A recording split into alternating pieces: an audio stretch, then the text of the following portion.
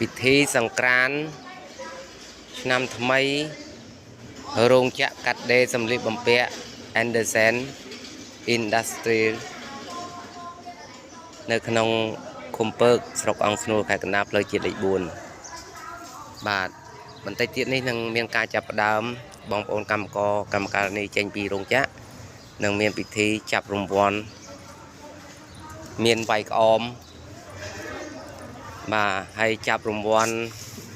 ម៉ូតូ2គ្រឿងកង់3គ្រឿងបាទហើយមាននិមន្តព្រះសង្ឃអាចារ្យមកចូលរួមដើម្បីប្រសិទ្ធិពលីការពរជ័យឆ្នាំថ្មី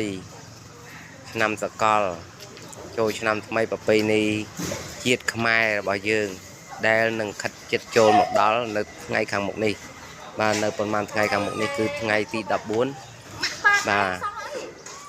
ខាងមុខនេះហើយដូច្នេះសូមរីករាយសប្បាយជ្រះថ្លាបាទក្នុងពិធីបុណ្យ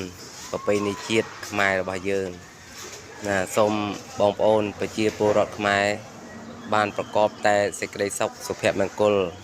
អញ្ជើញទៅទីណាកន្លែងណាសូមឲ្យឈ្នះអស់ទុក្ខសោករោគភ័យសូមឲ្យមានសុវត្ថិភាពគ្រប់គ្នា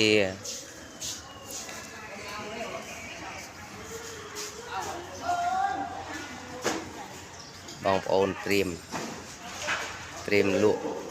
របស់របរមានលំលបែងកំសាន្ត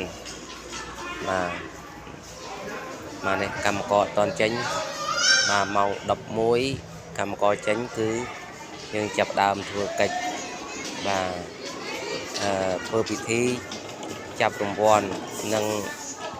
រាំកំសាន្តសប្បាយអំណរចូលឆ្នាំនៅក្នុងរោងចក្រ Anderson រោងចក្រកាត់ដេរសម្លៀកបំពាក់អាវពេទ្យបាទអរគុណគ្រប់លា